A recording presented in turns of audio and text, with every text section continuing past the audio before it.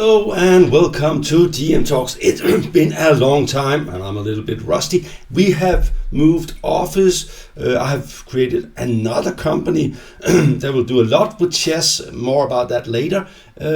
And well, it's been a long break. I'm sorry. Anyway, let's get into some real chess. I hope you have missed my take on how to play chess. I've been missing making these videos, so I'm excited to be back. And I hope the technical problems, because it's a new setup, are not too big. But please let me know in the comments if the sound or the color, if anything is completely off, and I will try to fix it as soon as possible. I played a tournament in May and I did okay. I messed up in one game, but the rest of it was pretty okay.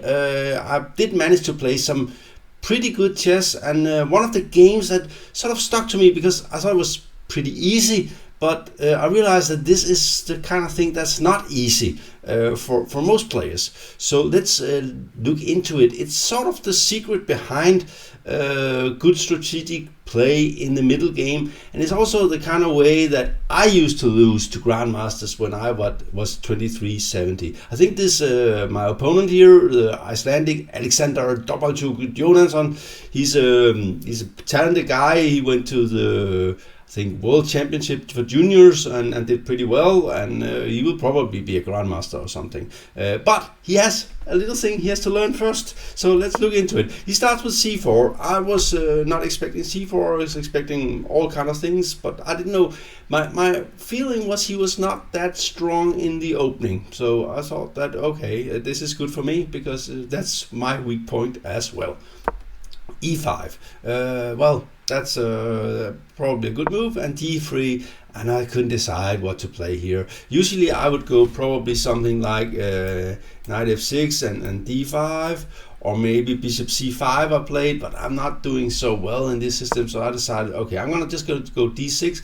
I had already decided that I would go for some sort of King's Indian setup with g6 and bishop d7, not because I'm a big fan of the King's Indian, but because it leads to interesting positions, and when you get older you need to have something going for you to play actively enough. That's a problem. I realized that when you get older you tend to play very passively. That's really not a good thing. So just d6, and I'm not decided here. I think the best move is probably to go f5 and say you got it immediately, but I decided just still hoping he would go d4. Of course he did not go d4, go d3, reversed Sicilian.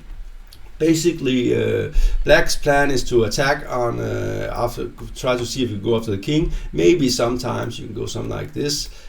White's plan is to move the pawn up here and have a strong bishop down here, have a nice Sicilian setup. So the next move is natural. Knight c6 prevents b4, rook b1, a5, all very natural, and white keep preparing this move. And this is a setup I learned long ago, and I don't think it works, to be honest, but I didn't think he would know that it does not work. So he played b4, takes, bishop e6. The main moves here, I believe, are something like b5, knight e7, and here I think white has a strong move in c5 or something like that. But the main line is something like this.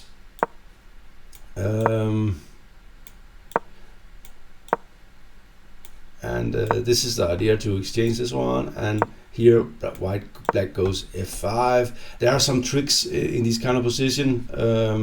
For instance, something like this, you go f5, and this is very bad due to this move. This was a trick I remember, because now and you can also see that the king is a little deserted here. So this is the dream scenario for black. And it's probably not happening anyway, but okay, rook b1, a5, a3, a6, b4, take, bishop e6, and here came bishop d2. Now that was very surprising, and also showed that Alexander Domarchuk does not know this position and is not prepared here. He came sort of without anything, and why is this a bad move? Well, it sort of does not fit in the plan, and how bad can such a move be? That's a big question, because you think, okay, am I really gonna punish him for just moving the bishop here? And you do this a lot in the sort of Sicilian reversed. You put the bishop on d7 to bolster the knight here. But it's also followed up with a weird plan. He should have immediately kicked the knight, put the bishop on b2, plays maybe c5 is what they found out. A timely c5 is annoying for black, and I think the system is not the best. Anyway, it doesn't look that bad, but I instantly felt, okay, he does not understand what he's doing here. So this is good news. Queen d7 must be a good move. I would like to exchange the bishop here, and I'm also having my rooks connected, which is always something you like. So Queen c1. So he played bishop d2 to attack this pawn, but this side this side here over here on the king side, well, that's my strong point. He will never be able to attack on the king side. I just have more pieces and more amassed of you can always so I don't believe that he has a chance to go for anything here. So he's basically just making a random threat, and I just covered, and that's nothing. It makes no sense. The king is better on h7 than g8 anyway. And rook d1, and that was also weird, because the rook, why does it go to d1? Okay, it does r here, and all these moves, they look like they're okay, but they're not really good moves. They're just like wrong moves in a wrong order. And I play bishop a3, trying to exchange the bishop, and bishop d4, and we immediately sense that this is a little bit annoying for black, for white. I'm probably threatening this move, which sort of goes in and annoys a lot of his plans. He moved the knight immediately, and all still looks like normal moves and so on, but it is not really what he's looking for here. And now I'm after this move, I'm just clearly better, attacking here, forcing him to play this sort of ridiculous move, and I'm already clearly better. His position is a mess. And how did it happen? Well, it started with one small step in the wrong direction, and then followed with another step in the wrong direction. By the way, the computer likes me to go here instead. I'm not sure. And he kicks the knight, and it goes back, and he say, okay, so I'm back to where I started, but this is not improving his position. Having all these weird moves played, they're just weakening his position. And here, so e4, sort of trying to get to a normal position, but I'm first here, and I'm happy my rook is still on f8. One thing that's very important in this kind of position is that you have to stay dynamic and aggressive. You cannot start to play meek chess, because then he will get his house in order. So you have to punch on the weakness. This is a very typical thing in chess. When there's weakness, punch.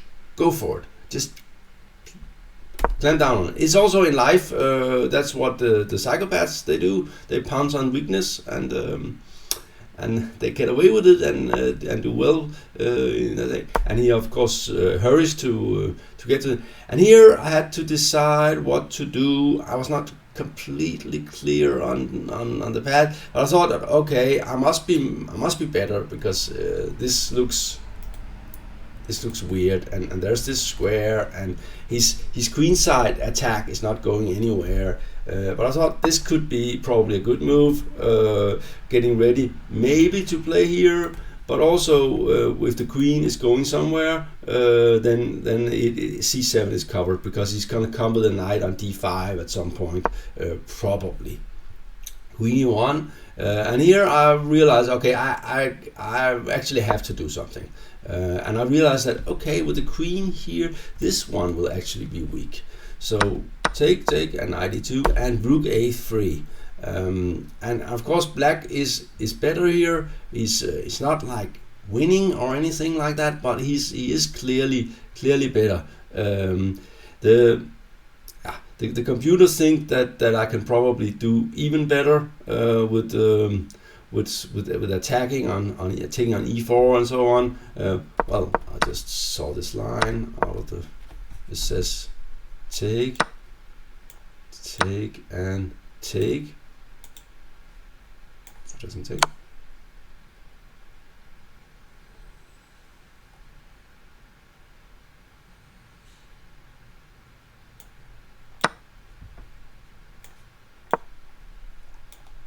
And here it's just that you have a huge advantage, because this square was so crucial to get the pieces out. I was, or maybe even bishop e5. I was not sure something like this was so easy to sort of win. I don't know, and could be. I'm not sure. I liked what I played anyway. I played rook a3 here, hitting this one, and I thought forcing this knight to c1, and then he played rook a1. Now, what's the point behind rook a1? The point is, of course, that if I take this one, then he will play knight c1, trapping my rook. Now, that's okay, but you start to realize, okay, this pawn here on d3 is really important. This is sort of the cornerstone of his position. When this pawn is gone, this one is a pass pawn. This guy down here who's been sleeping is suddenly awake, and this pawn becomes extremely weak. So you just immediately start to think, I must be able to sacrifice the exchange here. This must be one of the positions where it will be very good to sacrifice the exchange. So I calculated a little bit and realized, okay, after this move, he's just more or less completely finished. And by the way, this is the kind of tactics that you probably should see when you're white here. You should see that the exchange sacrifice is simply too strong, and it's the first thing I'll calculate. And it's the kind of thing that you learn when you become a grandmaster, that these kind of sacrifice, well, this is not really a sacrifice. This is just changing one advantage for another. You will have fantastic bishops, and you can just see them now. You can see this one is ready, this one is ready, and everything is hanging, and this king is not doing so well, and all white's pieces are in messed up positions. Okay, so he has to take, otherwise he just lost 2 pawns. I take back to get this one, so I already have 2 pawns and the bishop pair for my trouble, and his king is definitely not safe. Bishop d2, trying to get in order, attacking here, queen b5, rook f2, and just take this one.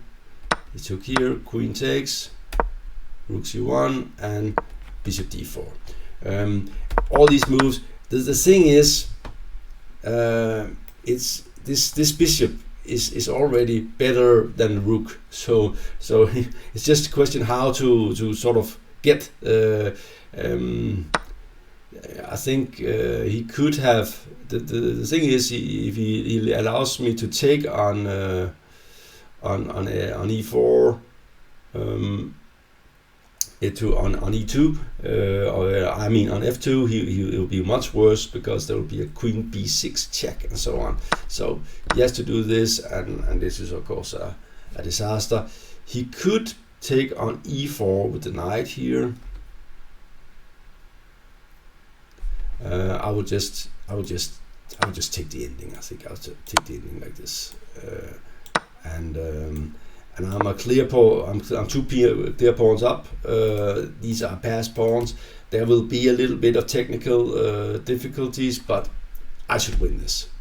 Even though I did actually in this tournament, I made 6.5 from 9, and I did mess up technically in one game in the beginning, which was very annoying against a Danish junior, where I was just a clear pawn up and was totally winning and somehow messed it up. And I thought, oh no, I am really getting old. But then it started to click, and the chess became better. Rook c1, bishop d4, queen takes, and here you see me see, oops, this really hurts because the knight is coming back, attacking the queen, and getting ready for this check, and getting ready for one of these things, and this guy down here is not happy at all. So and just check. And of course this kind of tactics is the kind you should see immediately. This should sort of sit in the hand. I'm doing some tactics to improve, because I realize that okay, I'm not fast. I'm not gonna be fast ever again. Like the mouse skill when you get older are really not something to write home about. But you should be able to still see simple tactics pretty fast, and this is one of those. So check king and winning the bishop, and he resigned here, and that was actually pretty easy, to be honest. That was a pretty easy win against a decent player, but he messed up with in the beginning, bishop d2, queen c1, rook d1, and then he was already on the back foot, and then he was not. If he had been a computer, he would not have allowed me to sacrifice the exchange. It's the kind of thing when you're already worse.